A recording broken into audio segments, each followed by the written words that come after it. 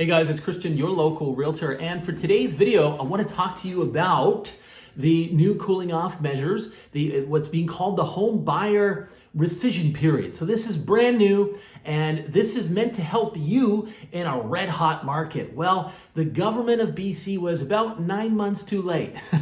So we're finally going to get it, but you're not going to use it because the market has slowed down so much that, of course, 99% of the offers going back and forth in the real estate market right now have conditions, have subjects in them. So in this video, I want to talk to you a little bit more about what this is, what this looks like, and how it affects you as a buyer and as a seller. And before we go to the what, I just want to touch a bit more on the why. Again, they did this because we had this rip-roaring market in late 2021, pretty much all through the pandemic, and then 2022, early part, maybe February, March, was sort of the peak of the current real estate cycle, and then things started to calm down, obviously, with the increase in interest rates. Well, during 2020 and 21, a lot of buyers are complaining about finding themselves in competitive bidding wars, or we call them multiple offers. They're losing out. They're making offers with no conditions, right? No subject to financing or inspection or anything like that. And they're still losing out. And they're going in sometimes $50,000, $100,000 over the asking price. So this gets into the media. You got headlines online. You got headlines on the television. Buyers are upset and angry, and so the government, scratches their head and says, hey, let's throw you a bone. And so they take a year, I guess almost maybe about a year and a half to come up with this new policy. And they did a bunch of consultations, which I think would have been multiple individuals involved. So what a drain and waste on government personnel. And all the millions of dollars they likely put into this to come up with a 3-day cooling off period. Yeah, that's right. Buyers now, when they're making offers in resale, get to back out within 3 days if it's a cash offer. I'll get into that in a minute. And all of that for 3 days. And well, I'm not sure that you're ever going to need it, because right now we're in a very slow market, right? We have time. We can go and negotiate a little bit with the seller. Listings are on the market an extra 2, 3, 4 weeks, for example, the good ones. And so we can sometimes shave $20,000, $30,000 off the price of a condo. So yeah. Now, I want to talk to you specifically about what this is and, again, how it affects you as a buyer and a seller. So, again, it's called the home buyer rescission period. It's kind of an adaptation of what we see in the pre-sales. In pre-sales, pre-built in BC, when you walk into the pre-sale center, you walk through the show home, you like what you see, and you sign the contract, you have a 7-day cooling off period. Well, they've brought that to the resale market. And the idea is that if you had a bidding war, 10 offers, and let's say they're all cash offers, that the person who has the best offer is accepted by the seller has a chance to reconsider and back out. Now, you have to know there's two types of offers in the resale market. There's what we call unconditional or cash offers, and then we have type 2, which are conditional offers, conditional to financing, inspection, strata documents, and so on. Well, for type 2 offers, this is going to have no impact. That's all going to stay the same, pretty much. Where this rescission period comes in is it affects those unconditional offers. And a few things to it. Now, as a buyer, when you're making this, there's first off, it's going to apply mostly to freehold properties. So they have exempted a number of types of properties. Leaseholds, auctions are not part of this. Assignments are not part of this as we understand it today. And court-ordered sales. And court-ordered sales, that's right, where literally you're buying a foreclosure. You're going into court. You're not allowed to put any conditions, right? The court doesn't care. You're buying as is. And so that's why they've exempted court-ordered sales. Now, buyers might be thinking, hey, this is a great way for me to tie up a few properties and then I can, decide which one I like the best. No, there is a fee for this rescission. It is going to be a quarter percent of the offer amount, 0.25% of your offer. So if you're offering $1 million, if you back out, you will pay a penalty of $2,500. So that's the fine that you would pay for not moving forward with the purchase. And when it comes to the period, you're going to have 3 full business days. So let's say you are making an offer on a Monday. It gets accepted Monday afternoon at 4 o'clock. The clock starts ticking at Monday midnight, and then you have all of Tuesday, Wednesday, and until Thursday at 11:59 p.m. That's when you have until. Now, next, if you are rescinding your offer, which would be very unfortunate, you have to do it by several means. The best would be by email, and you're going to have to put a specific sentence in that email. Otherwise, the other party, the seller, could say, hey, I never got your email in time. You got to buy my place.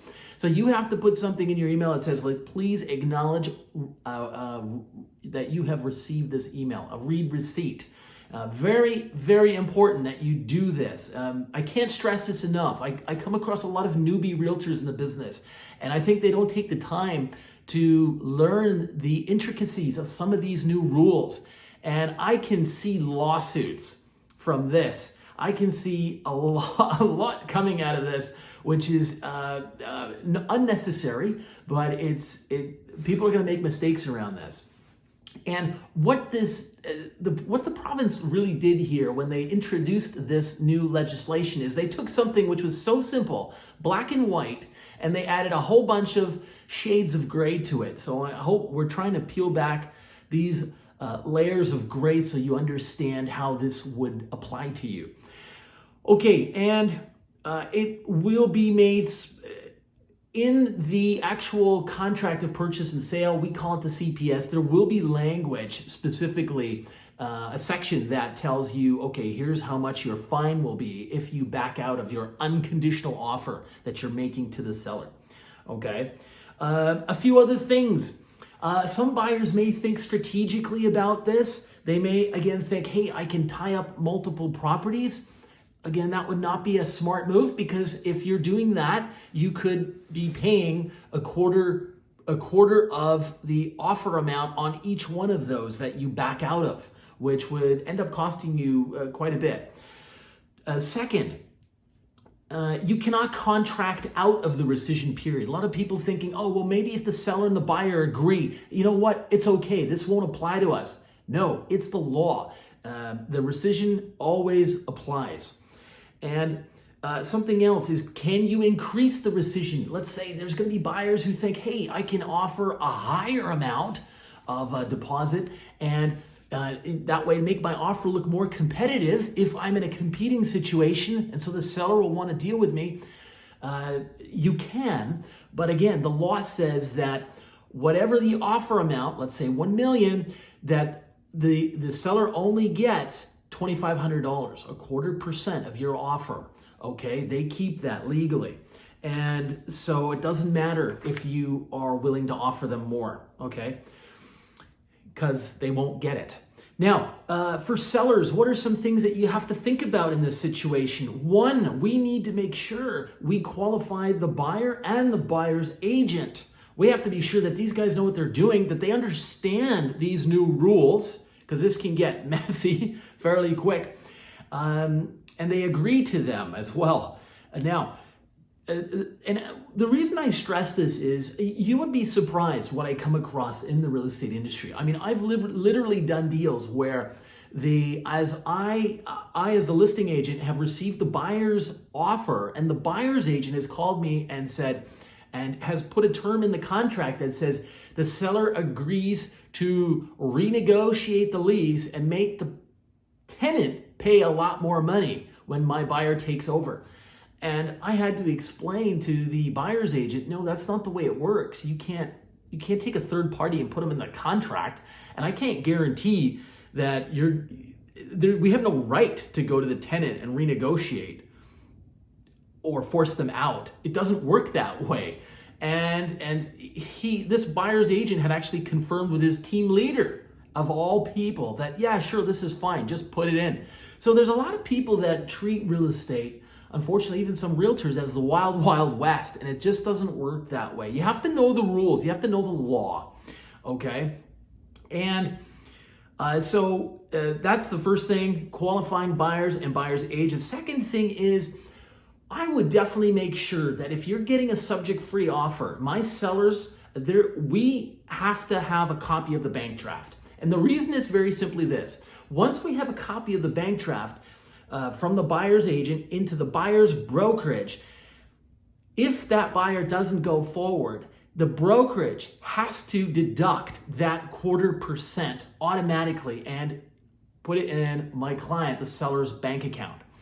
And if they didn't do that, if the bank draft were not attached to that offer, the seller, would have to chase the buyer down and find them, take them to small claims court, and in small claims court, you would likely win. But this would obviously be a great deal of time and hassle to you. So you don't want to have to go to those lengths.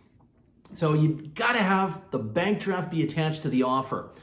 Oh, if it's an unconditional offer. Okay, so those are just some thoughts about this. I can't stress enough how I think the province here was really responding to this sort of the clamor and the outcry from the buying public and maybe the non-buying public. And this was really a waste of personnel and money. This didn't have to happen.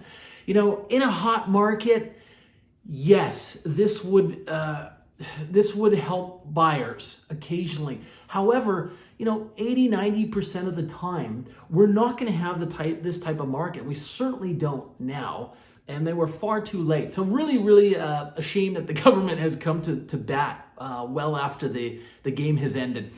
If you enjoy the comments and the content, the stories of this video, go ahead, share your stories and or give us a subscribe. We do appreciate it, and we'll see you next time. Thank you.